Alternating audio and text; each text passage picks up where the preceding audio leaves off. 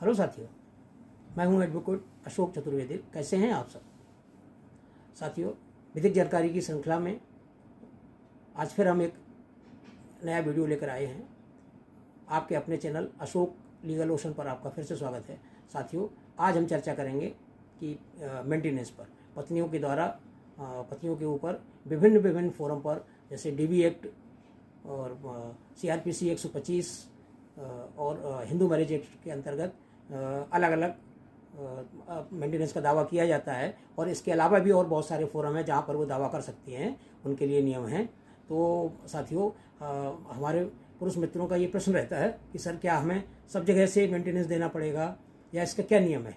तो साथियों, ये बहुत महत्वपूर्ण विषय है और आज मैं आप सबका जो शंका है आपके मन में उसको क्लियर करने के लिए ये वीडियो बना रहा हूँ। देखिए, आपने बहुत सुप्रीम कोर्ट का बड़ा प्रसिद्ध जो रजनीश वर्सेस नेहा वाला जजमेंट है माननीय सुप्रीम कोर्ट का, तो उसके बारे में सुना है। और उसमें अगर आप विस्तार से पढ़ेंगे तो आप देखेंगे कि माननीय सुप्रीम कोर्ट के द्वारा बहुत क्लियर कट गाइडलाइंस इसमें दिए गए हैं। साथियों, इस जजमेंट के पहले क्या होता था कि सब कुछ ओवरलैपिंग होता था। पत्नी एक केस से मेंटेनेंस ले रही है, फिर दूसरी डीवी एक्ट में भी मेंटेनेंस ले रही है और उसको छिपा रही है, हाइड कर रही है, और जुरिसडिक्शन का भी ओवरलैपिंग होती थी। तो इन सब मुद्दों को समस्याओं को देखते हुए माननीय सुप्रीम कोर्ट के द्वारा ये बहुत रजनीश वर्सेस नेहा का बहुत बढ़िया जजमेंट आया, जिससे कि पति और पत्नी दोनों लोगों को बहुत क्लैरिटी हो गई और इस जजमेंट के द्वारा मामला स्थिति स्पष्ट हो गई। तो इस जजमेंट में साथियों, मैं उस रजनीश वर्सेस नेहा के केस के डिटेल के बारे में तो नहीं जाऊंगा, लेकिन जो मुख्य गाइडलाइंस इस विषय पर कि क्या हमें अलग अलग फोरम में मेंटेनेंस देना पड़ेगा, तो मैं इसका उत्तर बताता हूं, जी नहीं।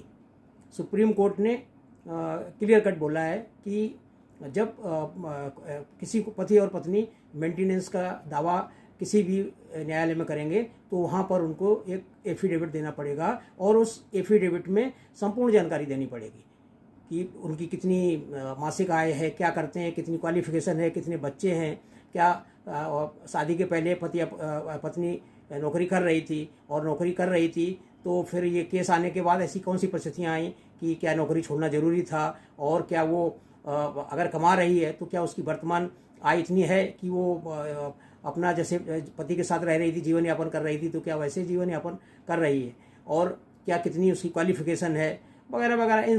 तो सुप्रीम कोर्ट ने इसमें गाइडलाइंस दी कि सभी न्यायालयों को ये सारे बिंदु, जो मुख्य बिंदु मैंने बताए, इनको ध्यान रखना पड़ेगा और इनको ध्यान में रखते हुए भी मेंटेनेंस देना पड़ेगा।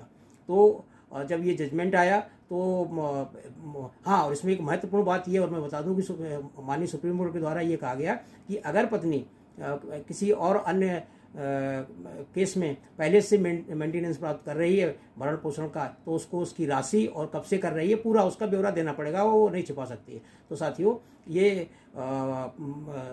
रजनीश वर्सेस नेहा के जजमेंट के आते ही ये कंपलसरी हो गया, सभी को बाध्यता हो गई कि एफिडेविट में अपनी जानकारी दें। तो साथियों, इसमें जजमेंट में माननीय सुप्रीम कोर्ट न्यायालय ने बिल्कुल स्पष्ट लिखा है कि मेंटेनेंस का अवार्ड करते समय निचली अदालतों को ये देखना होगा कि पिछले न्यायालय से कितना मेंटेनेंस दिया जा रहा है, और विभिन्न न्यायालयों से देने जाने वाले मेंटेनेंस का समायोजन होगा। ये समायोजन वर्ड है, एडजस्टमेंट होगा।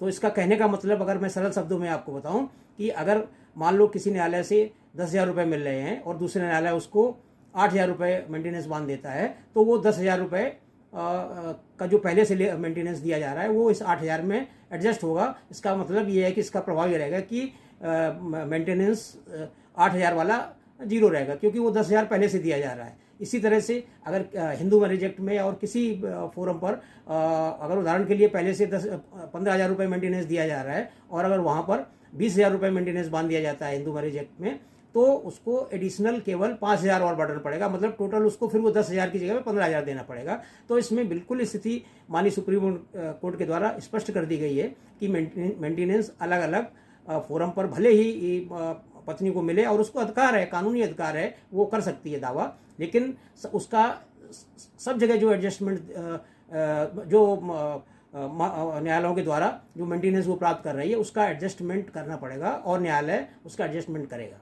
अगर न्यायालय एडजस्टमेंट नहीं करता है तो उसके संज्ञान में आपको ये चीज़ लानी पड़ेगी और आवेदन देकर वो एडजस्टमेंट कराना पड़ेगा। तो साथियों, मैं समझता हूँ इस वीडियो के द्वारा आपकी शंका का समाधान हो गया होगा और आपको स्पष्ट हो गया होगा कि आपको पत्नी भले ही अलग अलग फोरम पर मेंटेनेंस का दावा करे और मेंटेनेंस का ऑर्डर करा लें, लेकिन आपको देना हाईएस्ट ही पड़ेगा, जो हाईएस्ट कोर्ट डिसाइड करेगा। तो मैं समझता हूँ साथियों, आपको ये जानकारी बहुत अच्छी लगी होगी। अगर अच्छी लगी हो तो इस बेल आइकन को दबा दें और हमारे वीडियो को सब्सक्राइब करना ना भूलें और लाइक करें साथियों, और इसको शेयर करें ताकि अधिक से अधिक लोग लाभान्वित हो सकें। आज के लिए बस इतना ही। फिर एक नई वीडियो के साथ में हाजिर होता हूँ। तब तक के लिए जय हिंद।